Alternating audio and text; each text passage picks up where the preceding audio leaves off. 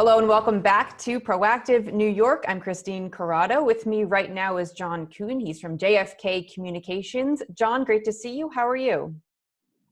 I'm doing well, Christine. All things considered, thank you very much for having me. Of course. Well, John, you run a PR agency, a lot of executives trying to get the message out there about what they're doing during this global pandemic. You've written a blog post called Setting the Tone, Positive Leadership Under Pressure. What kind of communication and PR advice do you have for your clients right now?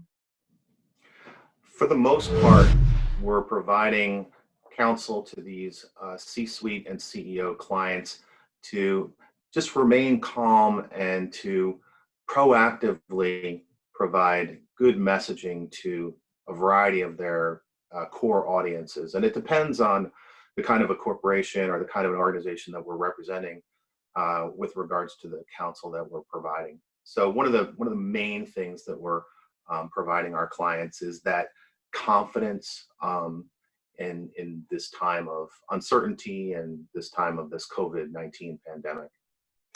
How often should executives be communicating with investors or other kind of audiences?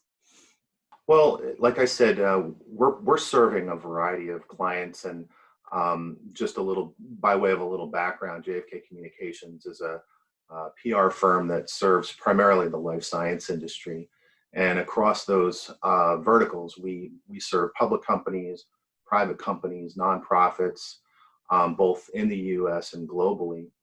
And across all of those types of organizations, speed is probably the number one challenge that I face with my clients. Most of them were not necessarily ready for this crisis. A lot of the organizations that I work with have off-the-shelf crisis communication plans, but none designed to address something so global and a crisis that impacts every person on the planet. So I would say that speed was the biggest challenge.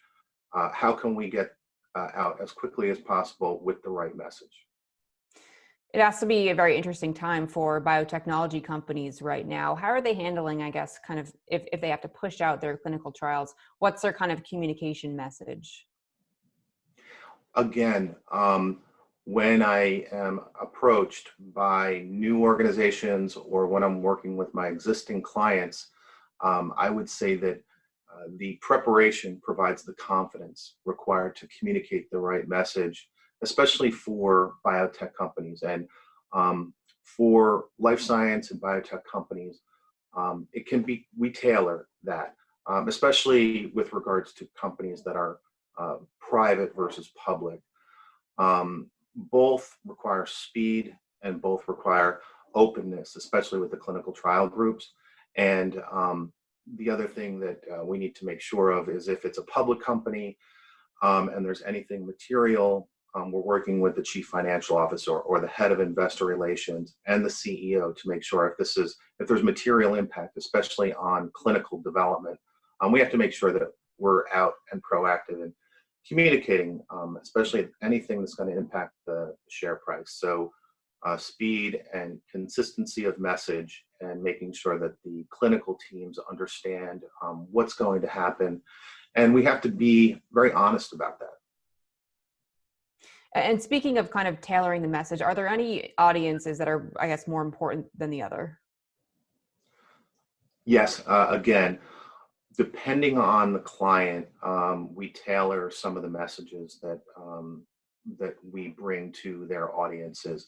Our public clients, obviously, the shareholders are paramount importance to the corporation. However, all of our organizations, whether public or private, academic or nonprofit, whether they're here in the U.S. or international, we need to make sure that we're communicating a consistent message to all audiences. From an investor perspective and from a shareholder perspective, we need to determine when do we communicate, who's communicating that message, are we calling a conference call, are we going to need to issue a press release because we need to delay something. And rarely have I had a client come to us and say, geez, we have great news because of COVID-19.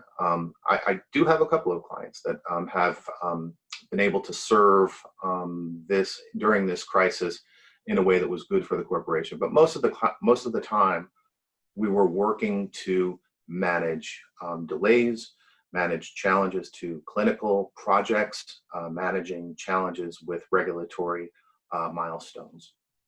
Well, we talk about kind of the way that executives can kind of finesse the message. What are I guess some mistakes that you do see executives making during this crisis, and how can they avoid them? Yeah, again, I can say with 100% that none of the clients that I work with and none of the organizations that have approached me were ready for this. So preparedness for any crisis is one of the things that I really preach to any organization, especially in life science. If you're in pharma or if you're in biotech or life science, it's not an if, it's a when there will be a crisis. And if you have a skeleton crisis communication plan, you can retrofit it for whatever crisis, unfortunately happens. And so for a pandemic of this magnitude, a lot of forgiveness to CEOs and C-suites who might fall short. But I would say the biggest, next to lack of preparation, is delay. A lot of times, leaders, great leaders, want to make sure that they have everything in place before they communicate every fact. And in crises like this, when there's so much uncertainty and so much fear, I find myself encouraging CEOs to communicate quickly, even if they don't have all of the information. It serves to, as I say in my blog, to set a positive tone, and enabling rapid communication in a crisis of this nature really enables the leader to establish a footing of confidence. Well, John, I'm really certain that executives watching this are really grateful to hear your opinion on this. John Kouten, thank you so much. You're welcome. Thank you so much for having me.